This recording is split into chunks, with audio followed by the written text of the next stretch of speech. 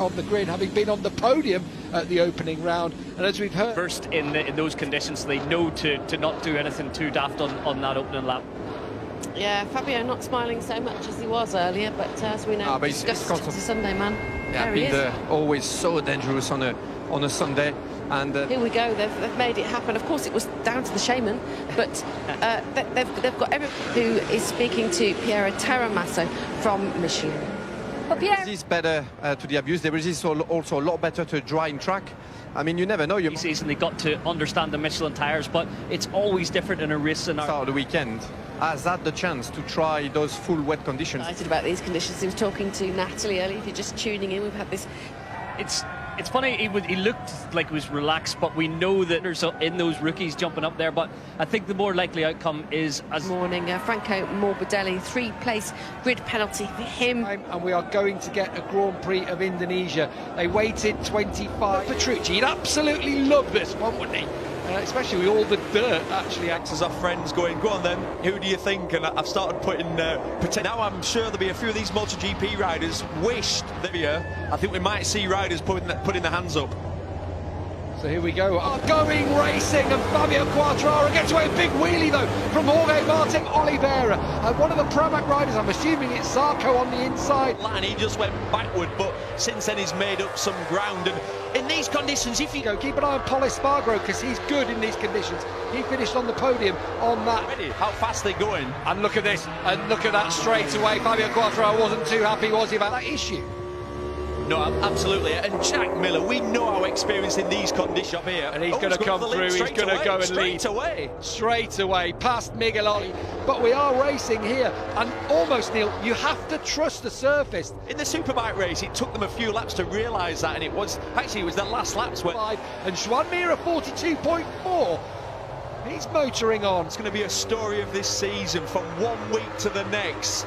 Some people having for the race to come to him, but when you're 4 seconds a lap off the pace, well, look at... He's all letting Jack dictate the pace, ready to pick up the pieces if anything goes wrong. It's getting tight in behind conditions. Further back, there's Morbidelli. There is Jorge Martin, who I'm actually surprised at. Seconds off what the front guys are running. He came back there, throwing out on the paint on the outside, and his rear lit up. If you aren't able to do that pace, then you might get caught out. But they're further back down. Brad Binder, I'm surprised at, because in that... We're after that seat, aren't they? Whoa! That's what happens when you hit a curb. And that's it. You get the rain out there. Remember, we've already had a run through there. Is he going to take over? I think he is. And Jack says, go on then, Miguel. But the reason he's not doing is he knows he's got more pace, and he thinks, right, I'm just going to take 7/10 quicker on that last lap for Miguel Oliveira, race winner in Barcelona. Oh. And that was the moment. Oof. That was the moment. Horrible. For Pecco KTM. So if they are going to replace him, it better be someone good, because he's brought them a lot. Just doesn't seem to be space anywhere. And I honestly thought, Neil, even in... He's crashed out of a lonely 8th place, really, and he's been disappointing. He's just never been able to find any form. But like I say, this weekend he's looked a different rider. And Marini, 4 seconds down on Morbidelli, ahead of Brad Binder and Pol Espargaro behind him.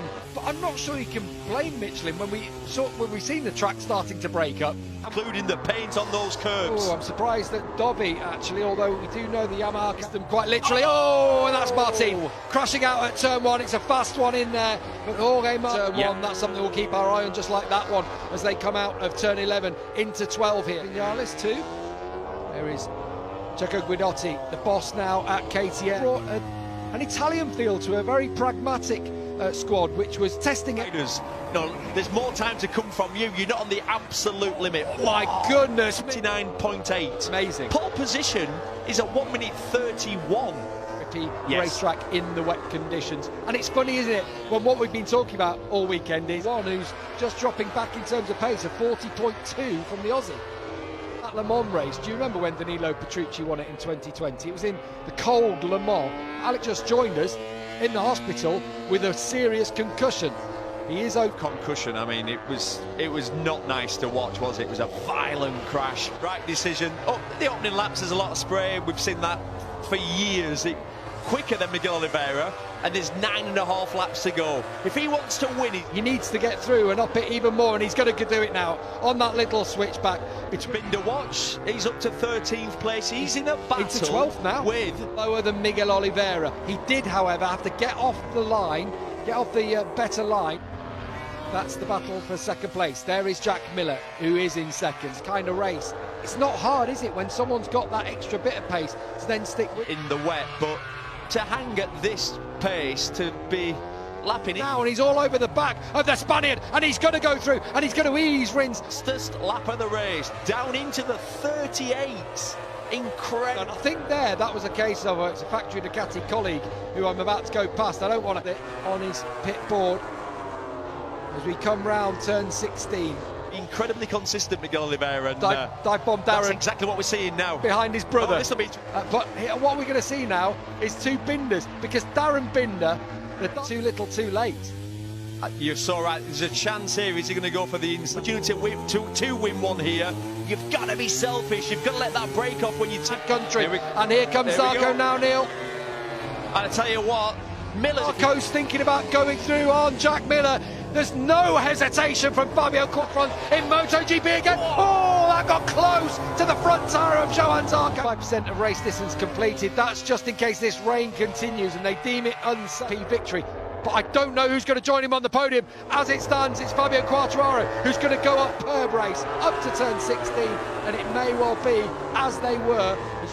No, not quite, but he'll take a 4th place, I'll guess. That said, Rinaya crashed last time out, if you remember, in Qatar. Well, it's currently down in 15th. Quicker than Oliveira, 3.4 seconds behind Oliveira with 3 laps to go. He keeps that. Intelligent rider, I can't see him. I just can't see him risking that much, but that might be saying P2 okay. Yeah, P2 okay, definitely. Twice a day is huge. It is, of course. Quartararo only picked up 7 at the moment. Like that could cost you. Bastianini's got into this race.